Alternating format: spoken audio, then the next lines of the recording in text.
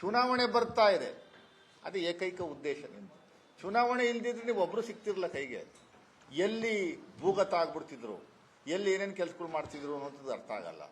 So ಅದರಿಂದ ಸುಮ್ಮನೆ ಸಿದ್ದರಾಮಯ್ಯ ವಿರುದ್ಧ ಇಲ್ಲ ಸಲ್ಲದ ಆರೋಪಗಳನ್ನು ಮಾಡುವಂಥದ್ದು ಬಿಟ್ಟು ನಮ್ಮ ಜೊತೆ ದಯಮಾಡಿ ಕೈ ಜೋಡಿಸೋಕ್ಕಾಗದೇ ಇದ್ರೂ ದಯಮಾಡಿ ಸುಮ್ಮನಿದ್ಬಿಡಿ. ಒಂದಷ್ಟು ಕೆಲಸಗಳನ್ನು ಜನರಿಗೆ ಸ್ಪಂದಿಸುವಂಥ ಕೆಲಸಗಳನ್ನು 24/7 CM DCM ಮತ್ತೆ ನಮ್ಮ ಮಂತ್ರಿಮಂಡಲ ಮಾಡ್ತಾ ಇದೆ. ಸಣ್ಣ ವಿಚಾರಗಳನ್ನ ತೆಗೆದುಕೊಂಡು ದೊಡ್ಡ ಮಟ್ಟದಲ್ಲಿ ಅದನ್ನು ಆ ರಾಜಕೀಯ ಲಾಭ ಪಡ್ಕೊಳ್ಳುವಂಥದ್ದಕ್ಕೂ ಒಂದು ಹುನ್ನಾರ ಮಾಡ್ತಾ ಇರುವಂಥದ್ದು ಇದು ಎಷ್ಟರ ಮಟ್ಟಿಗೆ ಸರಿ ಅನ್ನುವಂಥದ್ದು ಜನರು ದಯಮಾಡಿ ಡಿಸೈಡ್ ಮಾಡಬೇಕು. ವಿರೋಧ ಪಕ್ಷ ನಾಯಕರು ಮತ್ತೆ BJPಯ ಅಧ್ಯಕ್ಷರು ಇವರಿಬ್ಬರಿಗೂ ಮೆಚುರಿಟಿ ಮೈಂಡ್ ಇಲ್ಲದೆ ಇರುವಂಥ ಇಬ್ಬರು ವ್ಯಕ್ತಿಗಳು.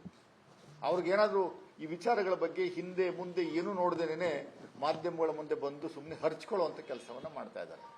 ಸಣ್ಣ ವಿಚಾರ, ವೆರಿ ಟ್ರೈವಿಲ್ ಇಶ್ಯೂಸ್. ನೆನ್ನೆ ಕೊಪ್ಪಳಕ್ಕೆ ಹೋಗಿದ್ದಾರೆ ಸಿದ್ದರಾಮಯ್ಯನವರು. ಯಾವುದೋ ದೇವಸ್ಥಾನಕ್ಕೆ ಗರ್ಭದ ಗುಡಿಗೆ ಕರೆದಾಗ ಸಿದ್ದರಾಮಯ್ಯನವರು ಗರ್ಭದ ಗುಡಿ ಹೋಗಲ್ಲ, ನಾನು ಹೊರಗಡೆ ನಿಂತ್ಕೊಂಡು ಪೂಜೆ ಮಾಡ್ತೀನಿ, ನಮಸ್ಕಾರ ಮಾಡ್ತೀನಿ, ಯಾಕೆಂದ್ರೆ ಶೂಸ್ ಹಾಕಿದ್ದೆ, ನಾನು ಸ್ನಾನ ಬೆಳಗ್ಗೆ ಮಾಡಿದ್ದು, ಕೈ ತೊಳೆದಿಲ್ಲ, ಕಾಲು ತೊಳೆದಿಲ್ಲ, ಅದರಿಂದ ಅಂತ ಹೇಳಿದ್ದಕ್ಕೇನೆ ಗರ್ಭದ ಗುಡಿಗೆ ಹೋಗಕ್ಕೆ ಹಿಂಜರಿದ್ರು. ಗರ್ಭದ ಗುಡಿಗೆ ಹೋಗಕ್ಕೆ ಸಿದ್ದರಾಮಯ್ಯನವರು ದೇವರ ಗರ್ಭದ ಗುಡಿಗೆ, ಹಿಂದೂ ಗರ್ಭದ ಗುಡಿಗೆ ಹೋಗಕ್ಕೆ ಹಿಂಜರಿದು ಬಿಟ್ರು ಅಂತ ಒಂದು ಸುದ್ದಿ. ಇದೆಂತ ದುರಂತ ಸ್ವಾಮಿ. ಕೊಳಕು ಮನಸ್ಸಿಟ್ಕೊಂಡು ಗರ್ಭದ ಗುಡಿಗೆ ಹೋಗುವಂಥ ಕೆಲಸ ವ್ಯವಸ್ಥೆಯನ್ನು ಸಿದ್ದರಾಮಯ್ಯವರು ಮಾಡಿಲ್ಲ. ಅದು ತಪ್ಪೇನಿದೆ? ದೇವರನ್ನ ಎದೆನಲ್ಲಿ ಪೂಜೆ ಮಾಡ್ತೀವಿ, ಹೊರಗಡೆ ನಿಂತ್ಕೊಂಡು ಪೂಜೆ ಮಾಡ್ತೀವಿ. ಇಲ್ಲದೇ ಇರೋ ಕೆಲಸಗಳೆಲ್ಲ ಮಾಡ್ಬಿಟ್ಟು ಗರ್ಭದ ಒಳಗಡೆ ಹೋಗಿ ಅದನ್ನು ಮೈಲಿಗೆ ಮಾಡುವಂಥ ಕೆಲಸ ನಿಮ್ಮದು, ನಮ್ಮದಲ್ಲ.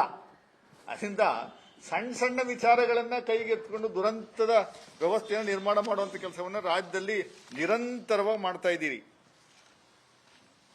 ವಿದ್ಯುತ್ ಶಕ್ತಿ ದರ ನಮ್ಮ ಸರ್ಕಾರ ಅಧಿಕಾರಕ್ಕೆ ಬಂದ ಮೇಲೆ ಒಂದು ಸಾರಿ ನಾವು ಏರಿಕೆ ಮಾಡಿಲ್ಲ.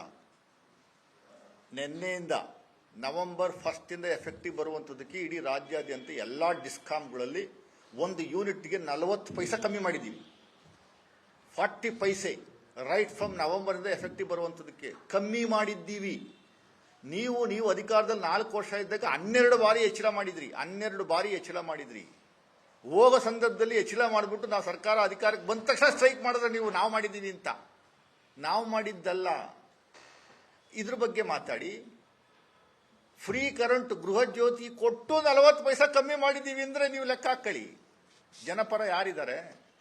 ಇದ್ರ ಬಗ್ಗೆ ಯಾಕೆ ಯಾರು ಮಾತಾಡ್ತಾ ಇಲ್ಲ? ಅನುಕ್ಷಣದ ಸುದ್ದಿಗಳಿಗಾಗಿ ವಿಸ್ತಾರ ನ್ಯೂಸ್ ಯೂಟ್ಯೂಬ್ ಚಾನೆಲ್ ಸಬ್ಸ್ಕ್ರೈಬ್ ಮಾಡಿ. ಹೊಸ ಸುದ್ದಿಗಳ ನೋಟಿಫಿಕೇಶನ್ಗಾಗಿ ಬೆಲ್ ಐಕಾನ್ ಕ್ಲಿಕ್ ಮಾಡಿ. ಲೇಟೆಸ್ಟ್ ಅಪ್ಡೇಟ್ಸ್ಗಾಗಿ www.vistaranews.com ವೆಬ್ಸೈಟ್ಗೆ ವಿಸಿಟ್ ಮಾಡಿ. ಅಂಗೈಯಲ್ಲೇ ಜಗತ್ತಿನ ಸುದ್ದಿ ತಿಳಿಯಲು ವಿಸ್ತಾರ ನ್ಯೂಸ್ ಕನ್ನಡ ಆಪ್ ಡೌನ್ಲೋಡ್ ಮಾಡಿ.